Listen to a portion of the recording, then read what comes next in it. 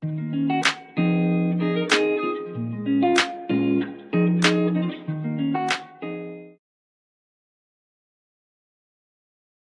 welcome to the Inviting Shift podcast. I'm so excited that you're here. This is the Midlife Woman's podcast for a confident and joyful journey.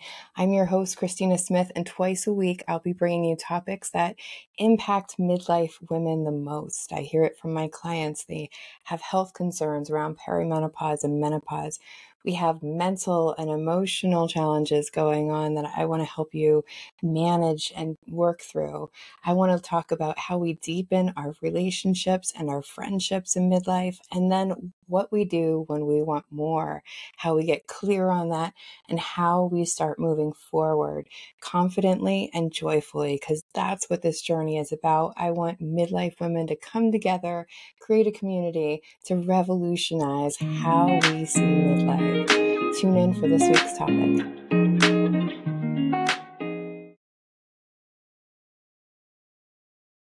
Hi, in this episode of the Inviting Shift podcast, we are going to talk about something that comes up so much every time one of my clients or friends is starting a new goal, and that is imposter syndrome. So I know that we've all heard of this term.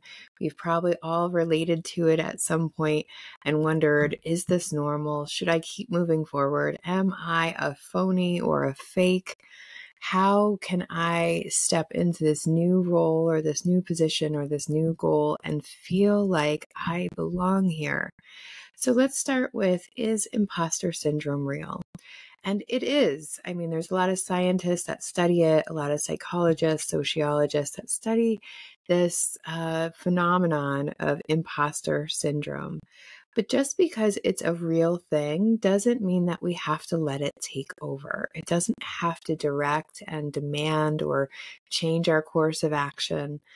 But we can still feel fake and do things that someone else who is real does. So if I am in medical school, I'm learning to become a doctor, I then can act as if I'm a doctor. This is a little different than fake it till you make it, because fake it kind of reinforces the fact that we feel fake. This is more like do as if you are already in that position. What would someone of that position do? Imposter syndrome often stems from things like perfectionism, comparison, fear of failure, and people who are afflicted by it tend to attribute their successes to external factors. So this is why we feel fake, because if that thing went well, then, well, it's not really what I did. It just happened to fall into line, right? We start making our success about the things around us instead of the lessons we're learning, the skills we're learning, the effort we're putting in, the energy, the courage, all of those things. So instead of lifting ourselves up with, wow, wasn't I brave to go do that thing, knowing that I didn't know much about it? Wasn't I brave to try that thing? We tend to say, oh, well, I was just lucky other people helped me. I just lucky that it just worked out in my favor. And that is what's keeping us from feeling real, real about it, right? So why and when do we get this feeling of impostoring, right? Well, it's any time that we're trying something new, and it can originate from various sources: childhood experiences, societal pressures, or a particularly challenging failure can set the stage for imposter syndrome. So when we feel like we failed, we start seeing ourselves as failures in this role or this position. And we start thinking, well, I can't really do this. Obviously, I'm not good at it. I should probably stop. I should change, right? We get that inner conflict of our desire of wanting to do the thing and that part of us that tells us, we're failing, right? We might call that the inner critic. We might just say it's negative self-talk, but whatever it is, there's something that's going to come up whenever we go to do something new. When we go for growth, we're going to feel uncomfortable. We're going to feel like an imposter. And what we really want is to be able to step into that identity, right? And by stepping into that identity, what I mean is, again, if I'm going to be a doctor, then I need to start telling myself I'm in medical school. I'm a doctor in training, right? So I am a doctor. I'm just in training. I'm not a fake doctor. I'm not an imposter doctor. I am becoming a doctor. You're an apprentice to becoming whatever it is that you want, right? So I'm an apprentice doctor, whatever it is. We want to see the positive side of that, that I am stepping into these shoes, and new shoes, always uncomfortable, right? So we have to keep trying at it until we break those shoes in and we start actually seeing ourselves as the person that we want to be, as the identity, the role, whatever it is. We don't own it until we really feel like we are showing up that way. So what else I want you to know about imposter syndrome is that you're stepping into new things. And this is a good thing. Congratulations. Pat yourself on the back. This is exciting. One of the things I do with most of my clients is celebration. What can we celebrate this week? What did I learn? What did I fail at? Because I know that I'm learning something from that failure as well. So how can we celebrate ourselves? Even if it's, I had the courage to go do it, even though I knew that I might fail. That is really important for us to celebrate our action steps. It does not matter how it came out. What matters is, how did I show up to it? And that's what we work on in the Intentional and Aligned program, is really focusing on what is it that I control, and am I showing up to that in a way that I feel good about? Because so many things can impact the outcome of a situation, impact the outcome of a goal. So we don't want to rate ourselves on all those external forces that we don't control, other people, acts of God, whatever. We don't control any of that. So when we focus on what we actually control, we'll have less imposter syndrome. And what I control is how I show up to the situation. Did I show up ready to try the thing? Did I show up with courage? Did I show up being brave and vulnerable and just doing the thing and being open to the learning, rather than it has to show up exactly how I want it to? So the thing with imposter syndrome and that inner conflict is fear, right? We fear that we're going to be seen as a fake, where we fear that other people are going to know that we're impostering something else, right? Where we feel that people are going to judge us in some way. And really what's happening is we're judging ourselves. And here's what we need to know is, the one major question I always ask my clients when they are doing something new and they have a lot of fear: is this unsafe, or is this uncomfortable? And I promise you, most of the time, it's just uncomfortable. There's very few choices that we make in our lives that really have to do with immediate safety. I'm not saying that we don't have unsafe places, but what I'm saying is most of our fear is around discomfort. And let me talk about this real quick, because it is actually a feature in our brain that has made humans last this long, right? To make us prosperous, is that our brain has that RAS, the reticular activity system, and it is always looking for danger. For good reason, right? Because we want to keep ourselves safe. We want to make sure that we're not putting our hand in the fire or getting chased by wild animals, right? If those things are happening, our brain needs to be able to see it. And so when our brain is always looking for these, any risk, it's a risk detector. Today in our lives, because it is a lot safer, most of us are not getting chased around by wild animals. What our brain does is takes anything that we might deem uncomfortable and puts it in that same risk factor, right? So just because it's uncomfortable, it becomes a risk. And so our brain's looking for how people might judge us, how we might be embarrassed, how we might fail, all of the things that are going to make us really uncomfortable. That's what our brain is looking for. But there's a difference between safety and comfort. because safety is something that we do want to take care of. We want to be weary of that. Discomfort is embarrassment, is failure, is having to start again, things not turning out the way that we want them to, right? That's discomfort. None of that is really hurting us, right? Except for the stories that are being created in our mind about it. It's not physically hurting us. And here's the major point. Discomfort is where the growth is. I don't know about you, but I have never learned a new skill. Maybe not never, but most of the time I don't learn a new skill without getting really uncomfortable, without knowing that I don't know what I'm doing and I have to go do it, right? That's discomfort, and discomfort is okay. It's okay to be uncomfortable. That's where the growth is. It's just our human habit that we love to be creatures of comfort, right?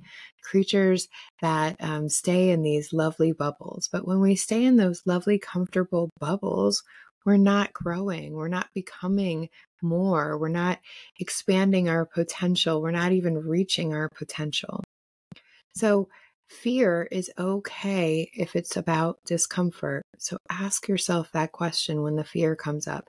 Is this unsafe or is this uncomfortable? And if it's uncomfortable, I hope that you'll look at it and keep moving forward, because that is where the growth is. And I want you to really celebrate the fact that you're stepping into that discomfort. So we talked about discomfort. It's a big major point of imposter syndrome. That is why we're feeling it, is because we're uncomfortable and we like to feel confident. Well, what I want you to know about confidence is it's a skill. Confidence is not a feeling that we just one day show up and go, oh, I can do this. It is a skill that we employ. And one of the best definitions I have ever heard of it was that confidence is the skill of doing something knowing that you may not get it right.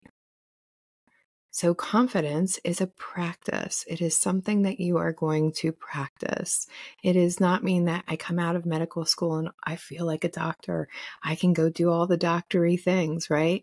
I still have my residence, my internship, like all those things, right? Because we want to practice confidence. Confidence is something that we bring with us. It is not a feeling, it's a skill.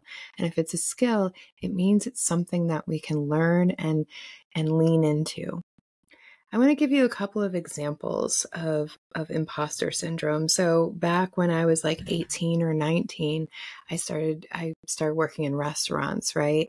And it started as I was a hostess. Then I moved to a restaurant where we just handed out food. We didn't have to actually take orders and everything. And each one of those steps were a little bit uncomfortable. And then when I got to the point where I was a full server and I worked in a restaurant where the servers made their own drinks for their tables too, so I was bartending too. My goodness, it was overwhelming, the amount of stuff that I had to learn, right? And I remember one night I dumped a tray of nachos on some woman's wool sweater, right? Did I feel like an imposter server? Of course I did. Was I an imposter server? No, I was a server that was making mistakes. And luckily she was okay about it. But I just want us to understand that we're going to mess up a lot. And that's okay. That doesn't make us not that role. It doesn't make us an imposter because we mess up sometimes. That is part of the learning. And my biggest example of this is like when we think of children, do we call them imposter adults, right? Of course not. They have to learn how to walk. They have to learn how to tie their shoes. They have to learn how to read, right? All of those things are hard. We don't say, oh, but they're imposter adults, right? They don't feel imposterous. And that's because the child archetype is all about learning and it's curiosity. So the child doesn't normally get upset when they can't tie their shoes the first time. They just keep playing with those laces until they figure it out, right? So they're not an imposter shoe tire. They are learning how to do that. That doesn't make us fake, right? It means that we're learning. And if we're not messing up sometimes, I have to wonder how much we're actually learning. So we're going to mess up, and that's okay. We're not impostering other people. We are who we are, and we're on our journey. So there are a few things that I want you to really think about when it comes to imposter syndrome is just some perspectives that I think are really, really important. That we all make mistakes. Remember, we're human, we're imperfect, we're going to make mistakes. Even when we know better, sometimes we're not going to do better.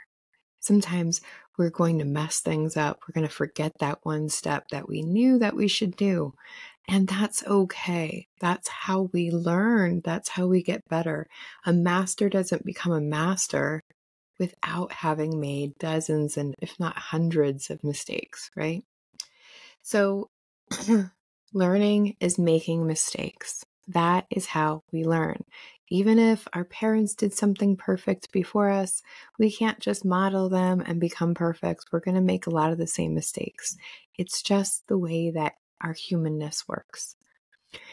Again, discomfort and safety are two different things. Ask yourself that magic question. Is this unsafe or is this uncomfortable?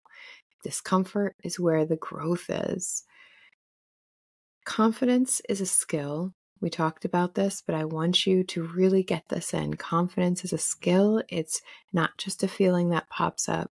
Confidence is something that we build within ourselves. And one of the ways that we can build that within ourselves, patting ourselves on the back and going, great job. I know we failed today, but you really put your heart into it. You really showed up to it like you wanted to, Christina. So I'm appreciative. I really love this, right? I am really celebrating myself for putting myself out there, even if it didn't work out the way that I wanted to. It's so important to celebrate ourselves. And I want you to know that everyone started off as an apprentice, right? Everyone started off as a learner. The Nobel Peace Prize winners, Albert Einstein, any field that there are experts in, they all started from the same spot. So they weren't impostoring their futures. They were just learning how to move through their journey and stepping into that discomfort and that growth. So what can we do instead? What can we do instead of feeling this imposter syndrome? Or what can we do when we're feeling this imposter syndrome so that we can move forward? The first thing is, I want you to feel the fear and discomfort. It's okay to feel it. Ignoring it usually makes it worse because then there's like static in the back of your mind that's going, I'm scared, I'm scared, I'm scared, I'm scared, I'm scared. I don't think this is right? All that inner conflict, that inner critic, all of that will come up. So instead, just feel the fear, acknowledge it to yourself, even honor it. Wow, fear. That must mean that I'm doing something new and something scary, and it feels really uncomfortable. It also means that I'm going to grow out of this. I'm going to learn something out of this. I'm going to feel good about myself when I'm done with this because I took the courage to try it, right? So feel and acknowledge that discomfort. It's okay that we're feeling fear. Fear is not going to hurt us. It's just the stories that we're making up in our head about how other people will judge us, how we'll judge ourselves, whether the thing will turn out the way that we want or not. Let go of all those expectations, feel that fear and discomfort, and resolve to move forward anyway, meaning I'm going to take the next step anyway. So we're going to get our courage up and go, yes, I'm going to practice my skill of confidence by moving forward and taking the next step anyway, right? And then we're going to find the next right step. That next right step may not be just jumping into the thing. The next right step might be, let me do a little bit research and see how other people do it. Let me look up how the mistakes that other people made so I can do better. Let me just start coming up with different ideas of how I can move forward.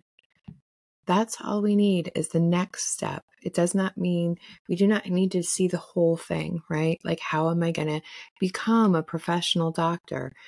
That would be a lot of steps, right? Especially if we're just a teenager in high school. So just the next right step. So it might be filling out that application. It might be meditating to get more courage, to get more clarity. Whatever that thing is, find the next right step. and then take it, right? And then we're going to celebrate how we showed up to it. So even if I fail a class in medical school, right? I'm going to just stick with this metaphor that we have. Even if I fail a class in medical school, what does that mean? I have to take that class again, right? But I'm going to celebrate that I've learned a lot the first time. So hopefully taking it the second time is going to be a little easier. Or maybe my next right step is getting myself a tutor so that I can take that class again. So we want to celebrate every little step. Yay me for asking for help. Yay me for just trying, even though it didn't come out the way that I wanted to, right? Yay me for showing up with courage and compassion for myself, right? Yay me. I want this to become your new phrase. Yay me. And then tell yourself why you're so proud of yourself. This is how we move through imposter syndrome. If we had a really great mentor constantly telling us how great we were doing and celebrating every little step and lesson with us, we might be kinder to ourselves. So we have to be that person for ourselves to start celebrating ourselves so that we can see that we're not an imposter. We're doing the things, we're showing up. We are accomplishing little bits of the goal at one time. It just doesn't go as fast as we like. But in the meantime, celebrate yourself. That is how we build confidence of being really proud of ourselves for the things that we control, how I show up to it, right? So celebrate. And the last thing is get support. It could be a supportive friendship group. If they're not supportive, don't share your dreams with them. But if you do have supportive friends, this is a great place. Getting mentors or coaches is a great way of making sure that you're moving along, that you're staying accountable, that you're looking at the situation from the big picture instead of seeing each failure or each time your goal doesn't come out the way that it wants to be as like the end all be all. I need to get out of this profession because I'm a fake. So we don't want to do that. We want to get support, and getting support might be a support group of people who are achieving the same goal as you or looking at achieving the same goal. Maybe you create a group of medical students that are all feeling the same imposter syndrome or whatever it is that you're going through, that you can get support and with people who really understand what you're going through. So here's the 5 things. Feel the discomfort. Notice it, feel the fear, feel the discomfort. The second one is acknowledging it, honoring it, and create that courage to keep moving forward, right? Building that skill of confidence. The third is to find that next right step. What is the next right step that I can take? Even if that's, I just need to meditate 20 minutes each day and let go of the fear and ground myself. I don't care what that step is, but just take the next right step. 4, we're going to celebrate every little step and every little bit of learning. So I'm going to congratulate myself for having courage, for having confidence to move forward on those steps. Even if I'm not feeling like I'm getting them perfect or right, that's not the important part. The important part is that I keep showing up. Right? That I keep having that courage, that I keep practicing that skill of confidence. And then 5 is all about getting support. And if you need support, I want to be able to help. So feel free to reach out, email me. All of my information is below, DM me, however you connect with people. I would love to hear from you because I want to help you stop feeling like an imposter. You're not an imposter. You're just moving forward on something really big and challenging and hard. And that is beautiful because that's where our growth is, in that discomfort. And so step in, lean into that discomfort, knowing that you're going to be really proud and you're going to celebrate yourself later.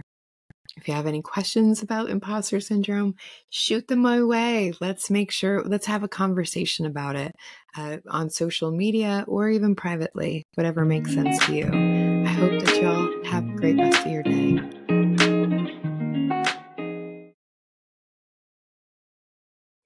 Are you tuned in and you're like, I wish I had a group of women that I could have these conversations with so I could hear their real lives, how they're experiencing these challenges, how they're getting to the celebrations, how they're building a journey that is more joyful and confident?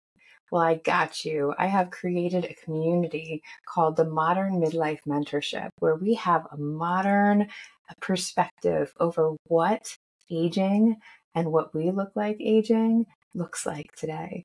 It doesn't have to be sitting in a rocking chair. In fact, there are so many women out there doing so many amazing things, as you can hear with my guests on the podcast.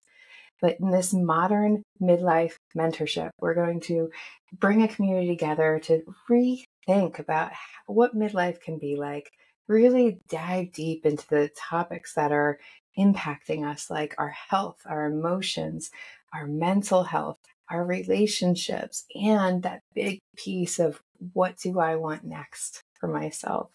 So if you are interested in being in a community, making more connections with women in midlife, and getting all the tools you need to really move through the challenges and get to those celebrations, then I want you to click the button below for the Modern Midlife Mentorship. Learn more, reach out if you have any questions, and I would love to see you there. Thanks for tuning in. I hope that you enjoyed the episode and that you were able to get something out of it. If that's true, then on Tuesdays and Thursdays, every week this season, I am going to be releasing more. So make sure that you hit that subscribe button, hit the like button, leave a comment. It all really helps us get seen by more women so that we can really revolutionize how we see aging and how we see ourselves while we're aging, so that we can age more joyfully and confidently. I hope you're gentle with your humanness, especially in midlife. Bye.